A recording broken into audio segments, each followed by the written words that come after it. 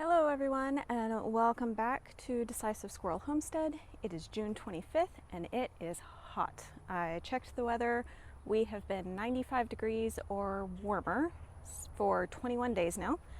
Half of those have been 100 degrees or warmer and not a drop of rain the whole time. This does happen from time to time, but usually in August, not in June. I just found out from a post from the Weather Service that we are actually going to break an all-time record tomorrow for longest streak of triple-digit weather around here in June. So things are kind of crazy. The garden is not doing what I would expect it to be doing in June, but it's pretty okay. So let's take a look at how everything's going.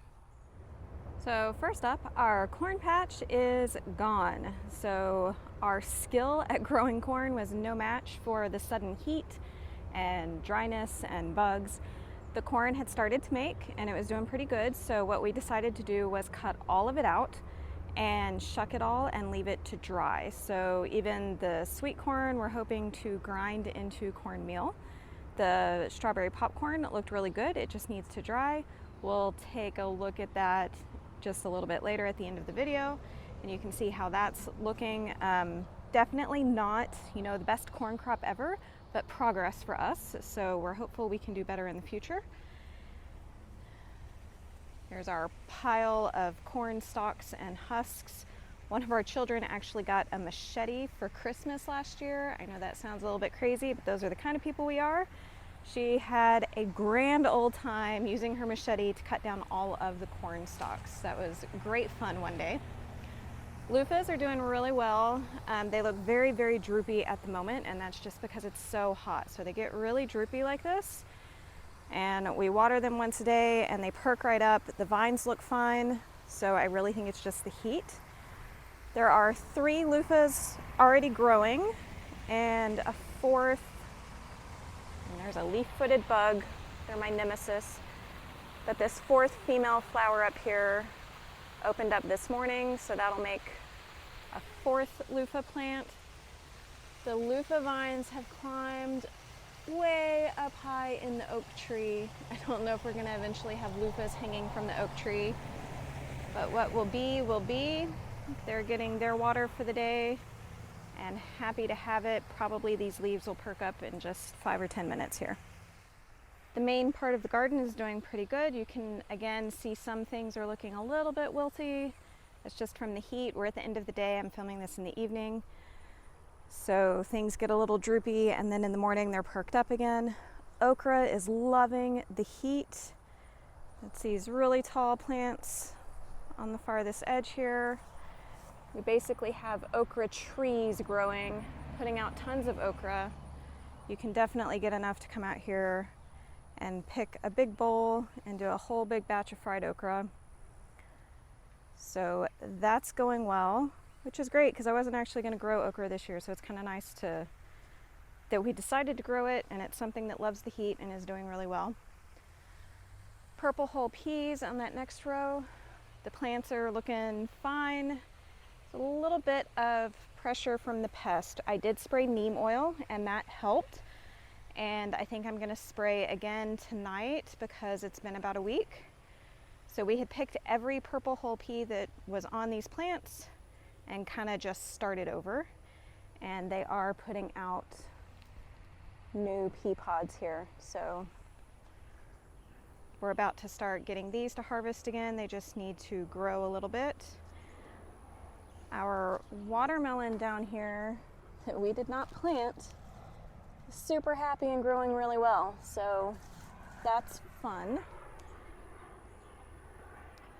Over on the left-hand side, lots of peppers. You can see bell peppers starting to turn red.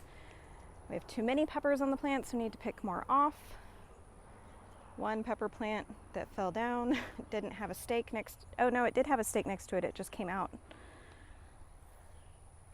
Down on the end we have Sugar Rush peach peppers that still, there's so many peppers, but they're not really, I guess some on the bottom are getting a little bit orange. Just now starting to turn a little bit.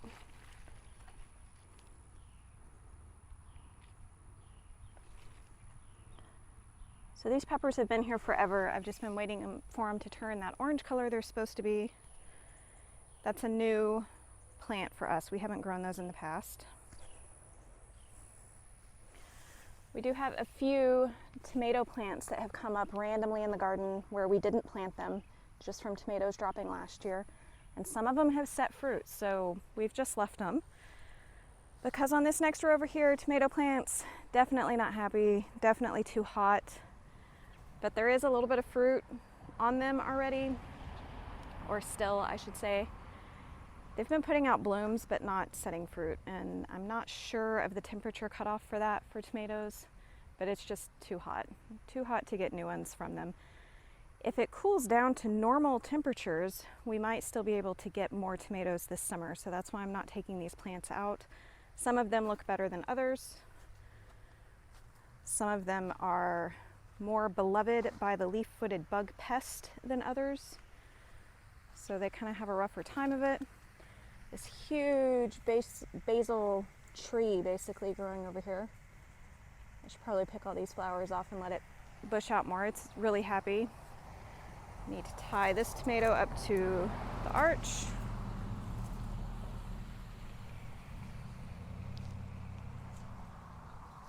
On the last row down here, we have taken out all of the edamame. We picked all of those. The green beans suddenly had a flush of blooms again. And there are lots of green beans growing on these plants. We should be able to get those in the next day or two. And the new pumpkins I planted here in the middle are really happy and doing well. We'll see if these survive the squash vine borers. Hopefully they do a little better. Over there on the side, I still have not weeded around the berry vines. It's just such a big job and one I don't really want to do, so I've been procrastinating, but it does need to happen. Everything in this main garden is on drip line and is on a water timer, so it gets watered every morning with a slow, deep watering, and that has kept things pretty happy. So when you just come by the house, this main garden is looking pretty good, but it is not producing like I would expect it to be producing in June. It definitely could be doing better if it was a little bit cooler and a little bit wetter, but you get what you get, right? And you do the best you can with that.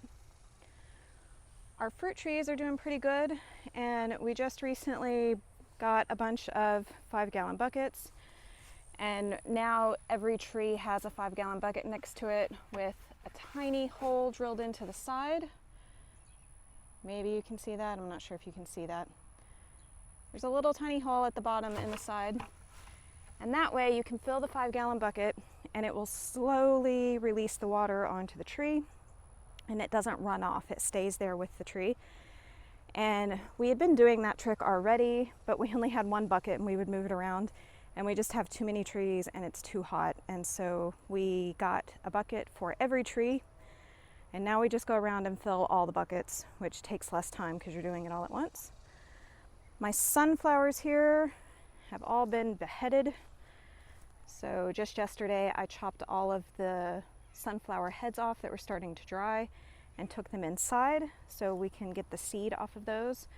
Because if I leave them out here, they get attacked by these leaf-footed bugs. I hate these bugs. These are my biggest nemesis in the garden. They love tomatoes and they love sunflowers. And they're just a huge pest around here. They drive me crazy. So everywhere where the sunflowers had already produced and started to die back, I went ahead and picked them and took them inside and just hung them upside down to fully dry. I'm gonna get a new flower here and a new flower on this one.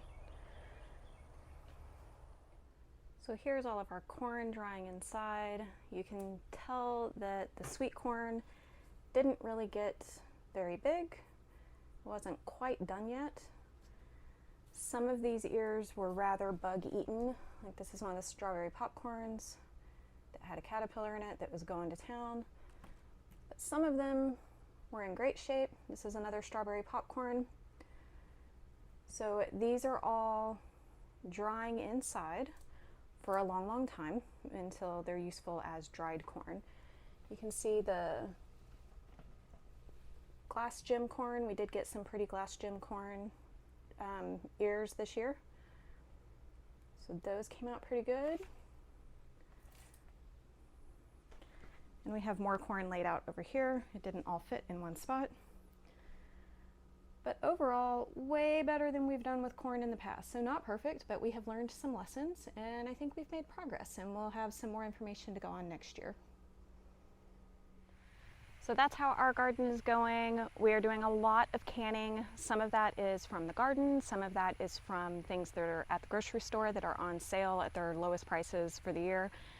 But lots and lots of kitchen work, lots of water in the garden, a little bit of harvesting from the garden.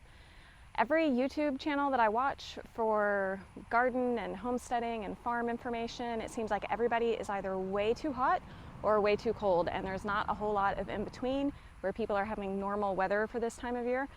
So I hope your gardens are going okay. I hope you're not having too much of a struggle with it, and we will see y'all later. Bye.